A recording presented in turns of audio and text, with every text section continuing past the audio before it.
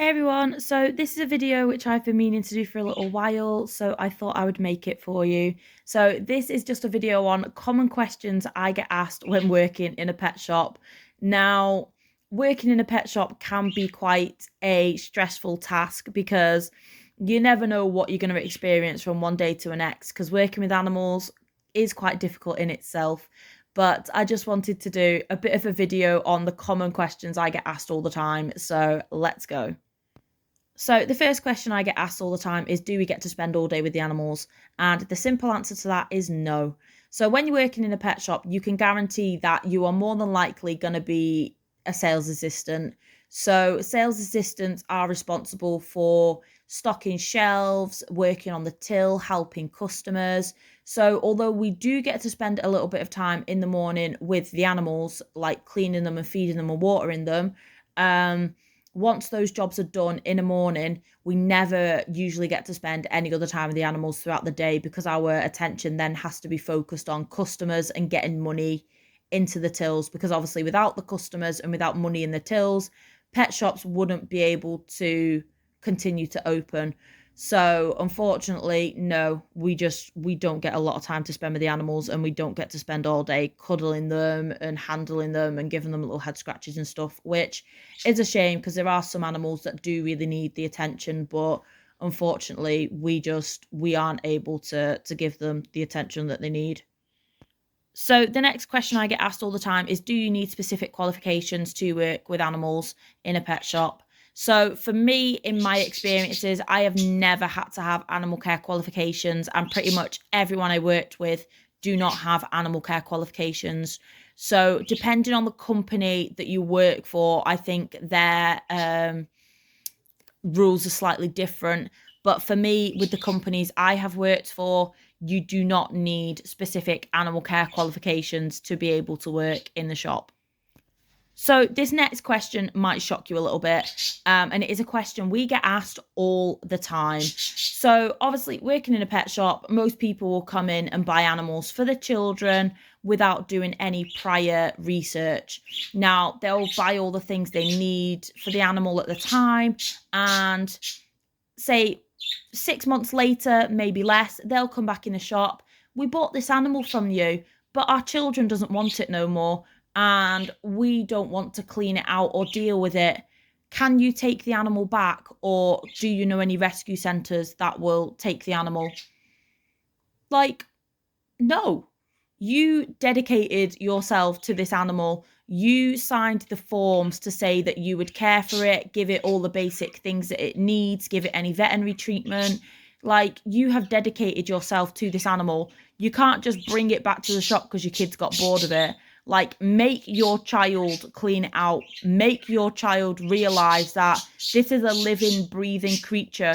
You can't palm an animal off just because you don't want it no more. Like, this is one of the things that really, really, really winds me up.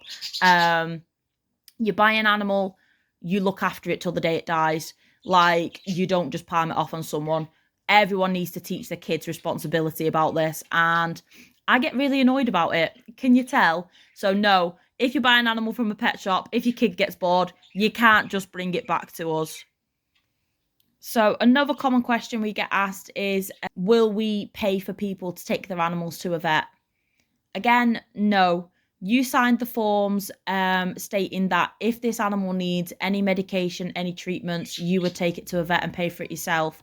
Like, it's just common knowledge that if you have an animal, if it gets ill, you have to take it to a vet. You can't take an animal in knowing that you can't pay for the vet bills and then come back to the pet shop that you bought it from asking them to pay the vet bills. So the next question we get asked quite a lot is, what happens to the animals that don't sell straight away and end up being in the pet shop for a little bit longer than normal? Now, these animals, we do just keep them in the shop until we find suitable homes for them. Like, I don't work in a certain pet shop who puts their animals in an adoption centre once they've been there so long.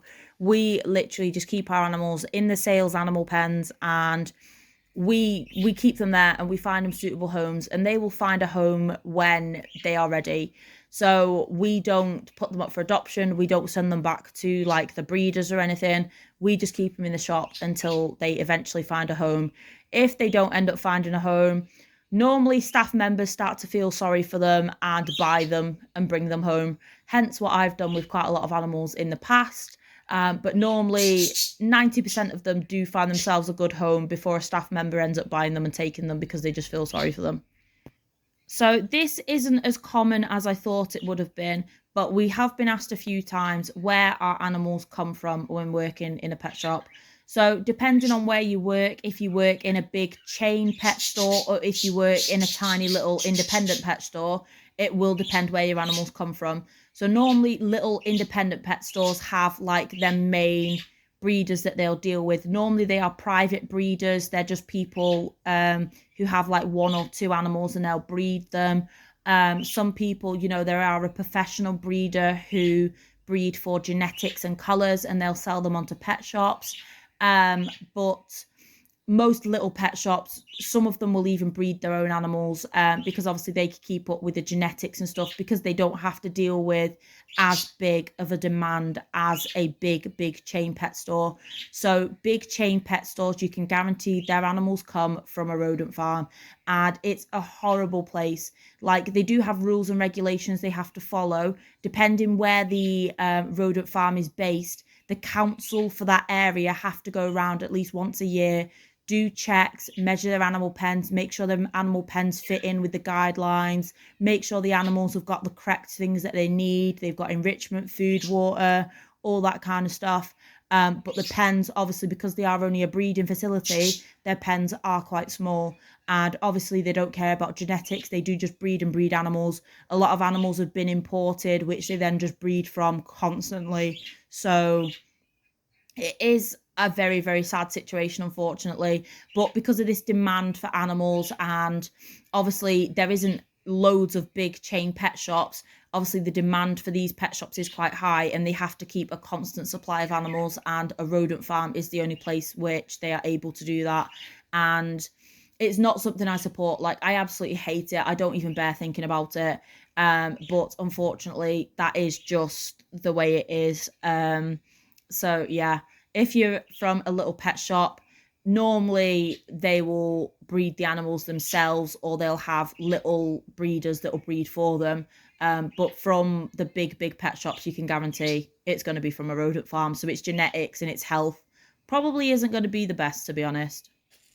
So this question, we don't really get asked a lot, but I just want to put it out there. And it is, are all pet shop staff trained before working with animals? In personal experiences, the answer to that is also no. So depending on where you work, each company offer different training to their staff. But some pet shops don't offer any training at all, as they believe training on the job is always best. But I totally disagree with this, because you cannot sell an animal if you are not trained about that animal first.